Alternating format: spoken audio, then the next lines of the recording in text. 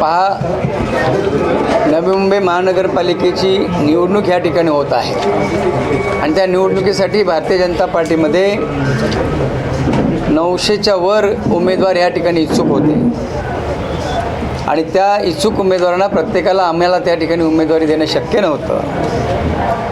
111 उमेदवारांना आम्ही त्या ठिकाणी तिकीट देऊ शकत होतो आणि मग काही कार्यकर्त्यांना वाटलं की त्यांच्यावर काही अन्याय झाला किंवा त्यांना वाईट वाटलं. या आम्हालाही त्याची कल्पना आहे.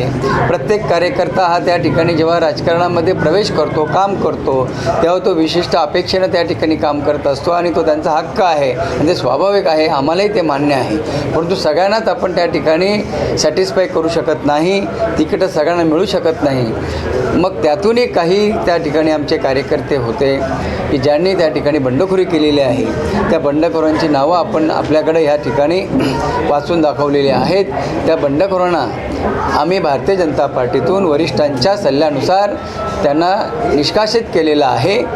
पुढे त्या ठिकाणी पुढचा निर्णय काय घ्यायचा आहे तो वरिष्ठ पातळीवर चर्चा करून आम्ही घेऊ. उलट आपल्या माध्यमातून मी सगळ्या नव्या मुंबईच्या मतदारांना अपील करेन की भारतीय जनता पार्टी ही विकासाची कामं करणारी पार्टी आहे. विकास हाच त्या ठिकाणी अजेंडा आहे. म्हणून सगळ्या मतदारांनी, सगळ्या बंधू भगिनींना माझी विनंती आहे की येत्या 15 तारखेला 100% मतदान कसं होईल ते पहा.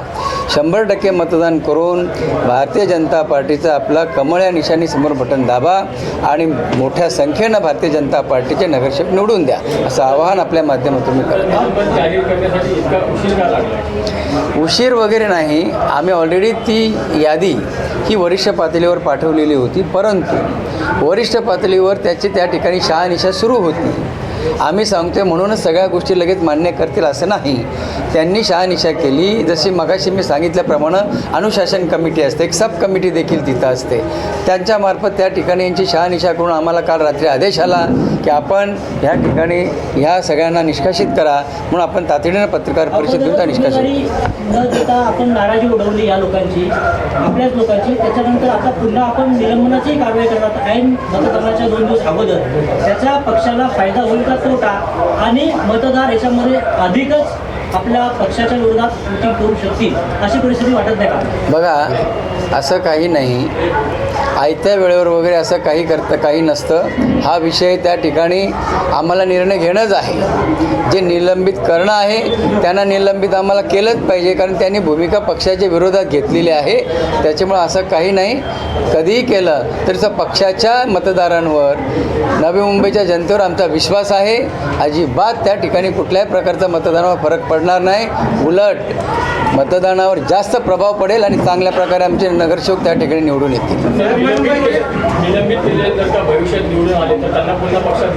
हा मी नाही ठरवू शकत निर्णय. हा निर्णय पक्ष पातळीवर निर्णय होईल, परंतु त्याबाबत कुठल्याही प्रकारचं मी भाष्य करू इच्छित नाही. कायम जोपर्यंत वरिष्ठ पातळीवर दुसरा निर्णय घेतला जात नाही तोवर निलंबन.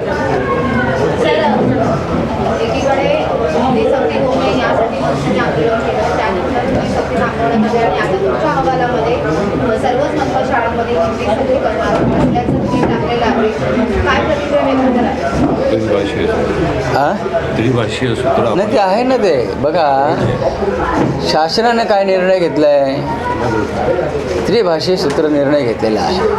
आता तो निर्णय त्या ठिकाणी त्याच्यामध्ये त्रिभाषा म्हणजे आपलं मराठी आहे की नाही, मराठी कायम असणार. आमची देखील शाळा आहे, मराठी आम्ही कंपल्सरी ठेवलेली आहे.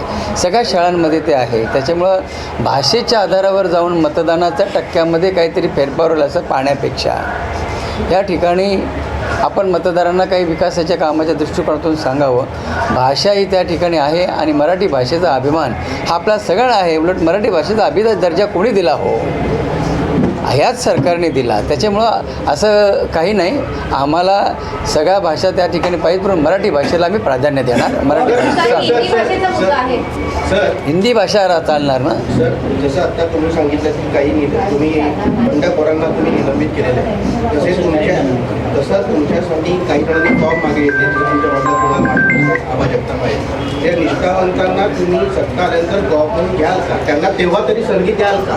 कॉप हा विषय माझा नाही, परंतु मी ज्यांच्या सगळ्यांबरोबर बोललेलं आहे आणि मी विश्वासानं तुम्हाला सांगतो आहे की ही अतिशय काम करणारी टीम आहे. कोणालाही प्रवाहाच्या बाहेर ठेवलं जाणार नाही. संघटनात्मक रचना आहे आणि महापालिकेची रचना आहे. त्या रचनेमध्ये कुठे ना कुठेतरी आम्ही त्यांना सामावून घेऊ, त्यांचा सन्मान करू, एवढा विश्वास बाळगतो. राज्यस्तरावरती महायुती एकत्र शिवसेना, राष्ट्रवादी काँग्रेस आणि तुमचा पक्ष. मग आता जे तुम्ही बंडखोरांना बाहेर काढलेले आहे ते जर बंडखोर राष्ट्रवादी काँग्रेस पार्टीमध्ये किंवा एकनाथ शिंदे शिवसेना पार्टीमध्ये गेले, तुम्ही काय करणार? आम्ही काहीच नाही करू शकत. आम्ही आमचा पक्ष त्या ठिकाणी शेवटी ते चालू. महायुतीमध्ये आलेच ना. महायुती म्हणून आमच्याकडं सध्या महायुती नाही. आम्ही स्वतंत्र लढतोय. महापालिकेची निवडणूक आता होणार आहे. आम्ही कोणाबरोबर युतीमध्ये नाही. आम्ही स्वतंत्र लढतोय. RPIची टीम फक्त आमच्याबरोबर आहे. नाहीतर सगळे पक्ष वेगवेगळे लढतात. त्याच्यामुळं नवी मुंबई महानगरपालिकेच्या या हद्दीमध्ये कुठल्याही प्रकारची महायुती नाही. कोणी कुठे लढावं, कोणी काय करावं, त्यांचा त्यांचा प्रश्न आहे. परंतु भारतीय जनता पार्टी स्वबळावर त्या ठिकाणी लढत आहे आणि आम्ही स्वबळावर त्या ठिकाणी निवडून येऊ. तुमचे जे आजची उद्योगनगरी न्यूजला सबस्क्राईब, बेल आयकॉनला प्रेस करा, लाईक, कमेंट आणि शेअर करा.